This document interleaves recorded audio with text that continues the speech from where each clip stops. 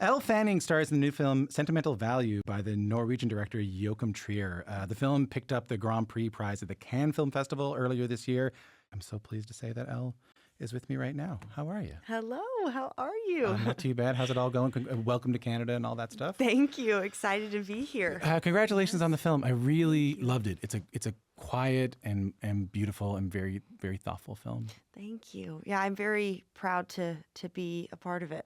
I saw the Canne thing. So 15-minute standing ovation. Yes. Which is the third 15. I also saw 19. I know. We're going with 19 because we saw that one, but 15, 19. I don't know. We weren't timing it. That's what they do there in Cannes. I think there's someone with a stopwatch. Well, because it was the longest standing ovation at the festival and the third longest in history. That is what was reported, I think. Yes. What do you feel that's just a long time. What do you feel in those moments, in that long sort of 19-minute applause? Well, I think there was a lot of emotions going on. I had seen the movie before because Joachim screened it for me, but it was I wasn't in an audience setting. I was just like kind of alone in a screening room with a couple people. So it was the first time that I was going to see the movie with an audience, and the first time, premiering it to Cannes and where other people actually got to see the film. So of course it's like very much filled with anticipation and nerves. And it was also a late night screening. I think it was like 11:30 it started. So it was late. Like, yeah. So you're like, oh, maybe no one will stay because it's midnight. Yeah, it's past midnight. So, but to have that recognition, it was overwhelming. But you start to feel like, oh gosh, you're like blushing. Because the camera's also like in your face at Cannes. They put you up on the big screen.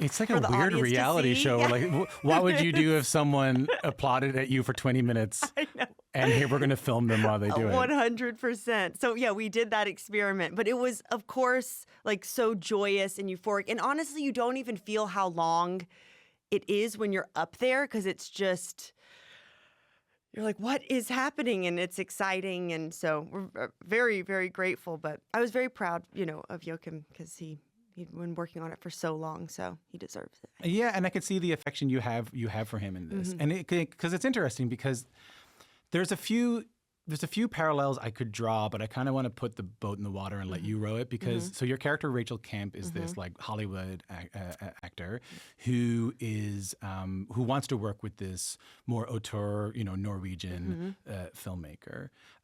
You are also a Hollywood actor. Now, mind you, you've done more challenging roles and you've done Stranger Things, not the show, but yes. But you get to work with this sort of Norwegian auteur. Do you see parallels between you and Rachel? I definitely do. And I mean, it was something that we talked about a lot. Yet she is definitely different from me, but you can't help but feel the similarities and see the similarities. Tell me, like what? I think, well, also, I mean, Joachim too, it's a very personal story for him, but he invites his actors to put their personal experiences into the character. And we had like a week of rehearsals where we got to go through the script and anything that felt false, like he really wanted to change and to kind of hone it to you. Yeah. I mean, there was a couple things. It's interesting because I had filmed a film, Predator Badlands it's called, and it comes out in November as well. And it's a big action movie, kind of a genre movie. I could help you.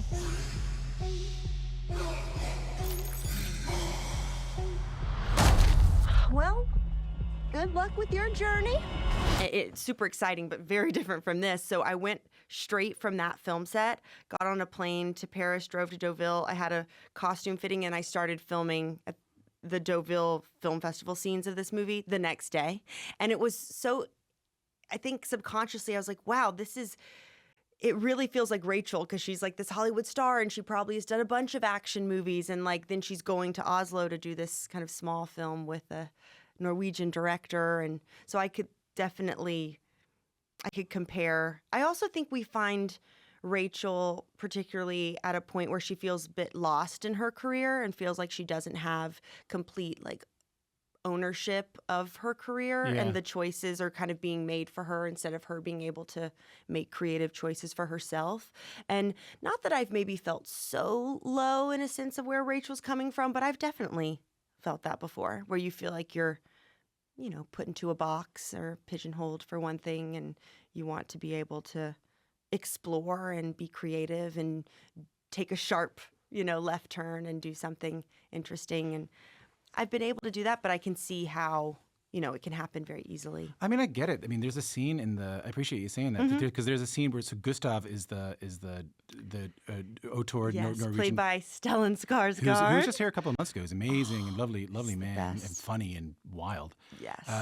But he says something like he's in the film. The director is in the film. Sorry, this is complicated. Stellan Skarsgård, Gustav, his character is a director, and he says at one point.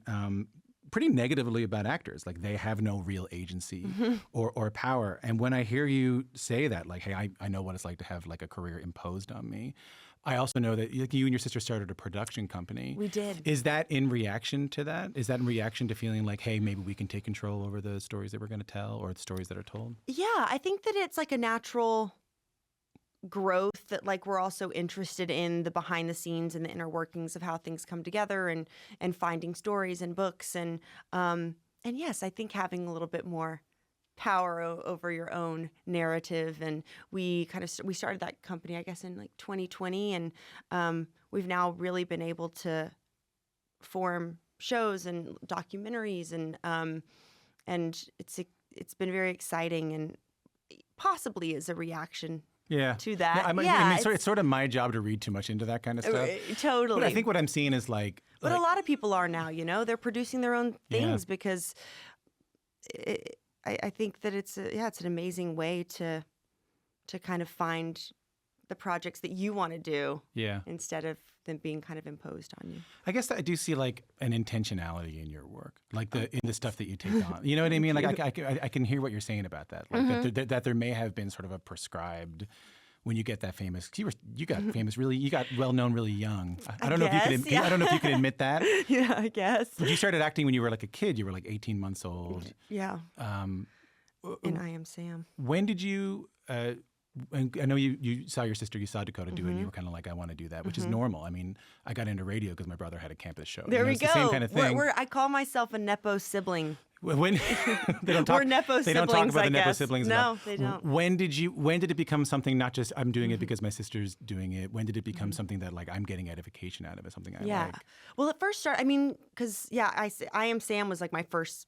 My sister's first movie, and technically mine because I was on set and they said, "Oh, you look like Dakota. Obviously, we need a flashback scene of someone playing Dakota young." And so I was on set, and they're like, asked my mom, and she's like, "Sure, yeah." So I kind of was like thrown in there. I was 2, and so obviously then you're like, I don't remember that experience that much. And then I just saw Dakota doing it, and I'm like, I want to do this too. And all we wanted to do was like play pretend and dress up and put on these scenes and scenarios around the house. Pretty extreme ones too. Like I read something like you would do like birthing scenes and stuff like that. Yes, Is that she right? would give birth to me. Oh, good. And I would come out under. We had this bean bag, and I would like be under the bean bag, and she would have like a birthing scene, and this would be for no one. We'd never wanted an audience. It was just for us. Yeah. And I would be under the bean bag, and I would emerge, and then I'd be her little baby. I'd cry, and it's nuts. But we would get so into it, and it's all we wanted to do.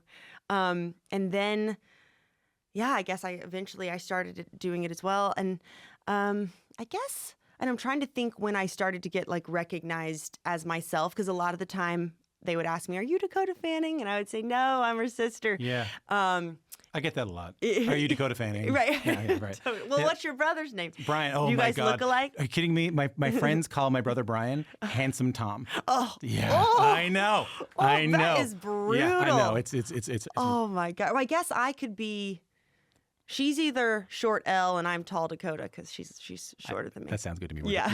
We're the same. It's not so much when did you get recognized for yourself. When did you start to get something out of it for yourself? Totally. You know? I did this movie called Phoebe in Wonderland. It went to Sundance. It was like It was a smaller movie, but an amazing movie with Patricia Clarkson and Felicity Huffman. And I was 9. Welcome to Wonderland. And I played a girl who had Tourette's syndrome. And there was something about, I'd never had to like play a character before where I had like a responsibility to a community of people. I mean, I was 9 years old, but I met with met with kids that had Tourette's syndrome, and there was something about it. I was like, oh, I'm not playing myself. Like, they've hired me and I have to really play a character and like inhabit someone else's experience. And I think there was something about that that clicked for me. I was like, this is what acting is. And I didn't feel like Elle for like the first time. Yeah, and you got something out of it. And I did, and I really did. And it was like a very moving, emotional experience. I mean, I was 9, but I very much was like, oh, I'm so in love with it. Funny enough, that movie was about like putting on a play. So again, there's something about the meta-ness of like we would do acting scenes within the movie. And like in Sentimental Value, we have a scene where my character's like reading a monologue, and there's like a layer of that you're acting within acting. And Super 8 had that as well, where we had a scene where I'm acting within acting. I'm like, oh, it's a running theme here. I wonder if it gives you a different perspective. Yeah. Like, I wonder, because I think the reason I was curious about, not about when did you first get recognized as Elle, but more like when did you start getting like something from it? Yeah, I think that was one of them. Is because I see, I don't know, when I was reading about you, getting ready for this, I couldn't learn a lot about you, and I kind of liked it. Oh, like good. I kind of, and there's a sort of, let me just get to this because if I can land this plane, I'll be as surprised as you are. Okay. So in this film, Sentimental Value, it's in some ways about like the cost of recognition and the cost of fame. To me, that's what I was watching it. You know, like I was watching someone who, this director sort of give up on his family, and like the quest for art and the quest for fame and the consequences of that he has found in his own personal life. Why didn't you want to do the role? He wanted you to do it. I can't work with him. We can't really talk. My father is very difficult person. In the Bob Dylan movie, A Complete Unknown, where you play Suze Rotolo, that's not her name in the, what's the character? Yeah, Sylvie. Sylvie, right? Yes, based on Suze, yes. This is someone who saw it from the outside. She was the person at home. She fell in love with this guy from Hibbing who moved there, and she's seeing Bob Dylan transform into this famous person, become unknown, become this mystery. And there's a cost to her. I wonder if either being in those two films or in general make you think about like the cost of giving so much of yourself, because you don't give a lot of yourself on social media. You don't give a lot of yourself. Yeah. But yet you're very, very famous. I wonder if either of those two films make you think about the cost of giving so much of yourself to the world and what you want to keep for yourself. I think also what's nice is like, because I do have a sister who's in the business, like we can kind of talk about these things together, and you have someone to lean on. And I think we're very open people, like when you meet us and when we're around our friends, and like, I don't know, I don't feel guarded, or like, I'm also a very trusting person, maybe sometimes overly so. Yeah. But then I also think of like in the context, like I'm also like a real lover of like old Hollywood, and I've always been obsessed with Marilyn Monroe. Like I have her face cream and face powder from like this auction when I was 7, and there's something so glamorous about that time, and there's part of me that really longs to have like grown up in a time that didn't have social media. I mean, I think we all do. It's easy to say that. Yeah. But because of that, I think I'm conscious of like keeping a bit of mystery to myself in order to do my art, but to play a character. Please don't be critical of yourself. Like that's a beautiful thing. Yeah, like, because you don't. I mean, I think because sometimes you want people to get lost in the character you're playing. You know, you don't necessarily want to be like, oh, I just saw what Elle Fanning like ate for breakfast, and like you're thinking about my personal life. But when you're trying to get them to watch a character on screen and like really immerse them into that, you know? Yeah, for sure. So there is like a little bit of mystery that I think is important, but then, yeah, also, you know, I try to, I think there's a good balance to that. Because I love Instagram Yeah, and me like, too. I look at it all the time and I post mostly like fashion things, but I love clothes. And so that's like a side to me that I'll post. And But I remember reading stories about like you not. I mean, if you don't want to talk about this, that's fine. But like you thinking you didn't get roles because of social media, because you know. I think there's like, that does happen where like social media, like when it first started, and like if you didn't have enough like followers, I think people look at that. I do think studios look at that. Like if someone does have an Instagram, they look at how many followers they have. Right. Which it's like, should that even matter? I don't think so.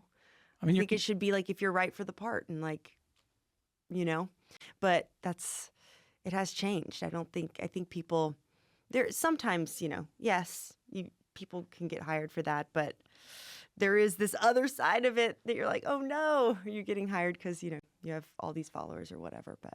I mean, I don't know. I can promise I can bring this back to the film so no one's upset with you. Yes, no, it all kind of goes into the film for sure. Because I mean, you are a young artist, you're a young person, but you've been at it so long that you have seen the times change. And I think Gustav in the film has really, like the director has seen that as well. I mean, he gives his grandson DVDs of these art films, and they laugh at him and say, we don't even know how to do this anymore. Like, we don't have anything to play it on. It doesn't matter to us. The film that your character, Rachel Kemp, this Hollywood star, and the auteur director are doing is being released through like a streamer and through Netflix. And he's watching his work. What do you mean it's not going to be screened in a theater? What do you mean it's going to be at home? I don't think I have a question here, but like I think I can see that even though you are a younger person, like you can be wistful for another time, maybe. Is that true? For sure. Yeah, I think I do a little bit. Yes, I definitely do. But I think also with this film, like there's something about it that it was so fulfilling for me to do this film with Joachim. Like he is such an auteur. And like this film, I think also, I don't know, harks back to like these amazing movies. Like it's beautiful what he's done, and it's very timeless in a way, this movie, I feel. Even though it deals with these themes of like a changing world, but it was very fulfilling for me to get to be on a movie set like this and kind of just what the doctor ordered, I think, for me and what I needed at the time. I understand what you mean. I mean, no disrespect to the big. I'm not snobby about this stuff. Like no disrespect me to the either. The Oh big my action God, movies I love it. Like, and that's also the challenge of me. I never, again, don't want to be pigeonholed. Like, I want to try it all. Like, it's exciting to get to experience that. And you know, Predator, Dan Trachtenberg, he's an auteur in his own right. He directed that, and he did Prey, and he's quite a genius. But I want to taste all the flavors of all the different spectrum. That's always been my thing. I'm like, I want to surprise people. I don't want them to think that, oh, only you can do this or only you can do that. So before we go, give me an example of something you learned from working with Joachim. Like, give me an example as an actor, something we might not know as an actor that you have to come up that you didn't know how to do,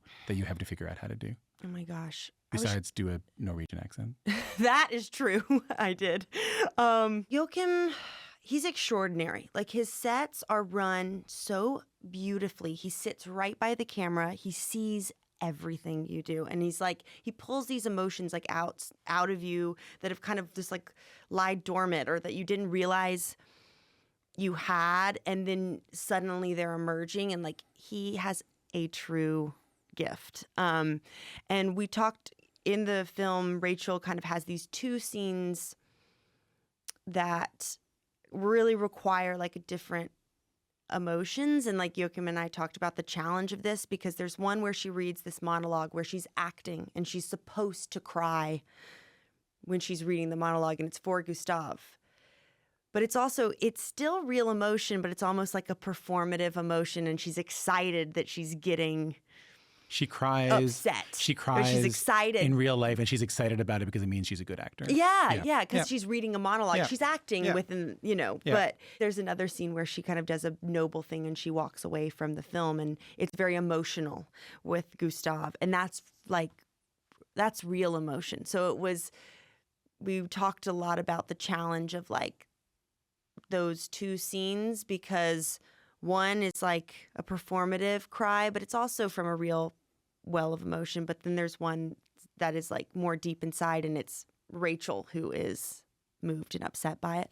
I don't know. I mean, No, that makes perfect sense but to it's me. yes, and so like as an actor, you also need a director to like the barometer on that to be able to judge, and you just trust him so fully, and also, I mean, hey, we were filming in Oslo too, and so most of the time, the whole crew, everyone's Norwegian, everyone's speaking Norwegian, which I do not speak. And normally on a film set, I am so like eavesdropping on everyone around me. Like if people are speaking English, I'm like, okay, I'm like not distracted, but I want to know what's going on. And there was something really calming about this set because I trusted Joachim so much that I was like, I don't understand what they're talking about, and I don't need to. I was like, I can just really focus on my job, and it was kind of a beautiful thing to like, just the noise. It didn't matter, I could talk to you about this forever. I know you got to go, but I'll say this at the end is that Yes. The case I was trying to build in my head before you came in was that like I think that this is someone who, like in this film, believes in like the actual healing power of art in a time when a lot of it's commodified and a lot of it's very celebrity based. And I really get that feeling from you, and I really admire it about you. Oh, so thank you. You feel like you know me better? You're well, like, no. somehow less. Somehow less, yeah. But you'd love my brother. Can't wait to meet Brian. Thanks for coming in, Elle. I appreciate it. Thank you.